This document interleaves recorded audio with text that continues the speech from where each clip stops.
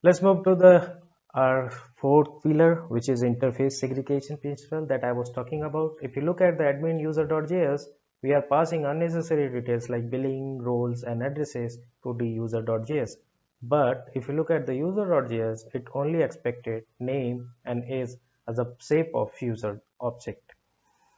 So the component should not be forced to pass unnecessary props which is not getting used.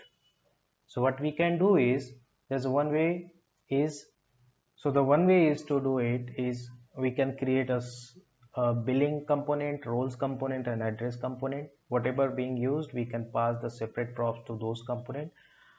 And another way is to do it, we should pass the specific data and we should cater this to the different variable, and we should reformat it as per our need.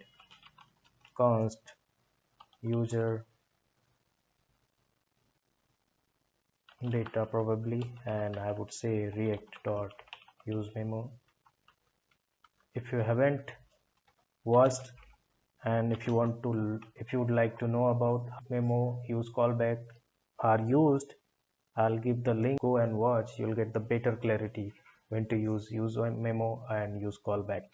So for the sake of this design principle, I will just have the things written here.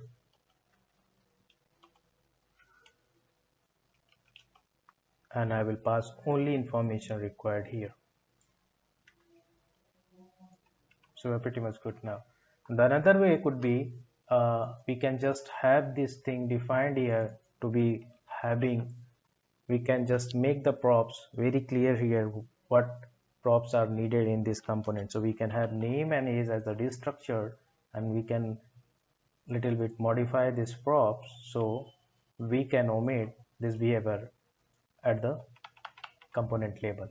So for example, you cannot modify your data whatever being retrieved from the API, so you can straight away pass these details directly without reformatting it, and the parent component will take care of it.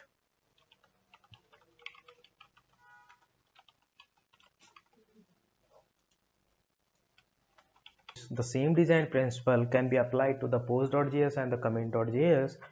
And if you look at here, you know, the component can be break down into small pieces as per the requirement, and the same all four rules can be applied here as well.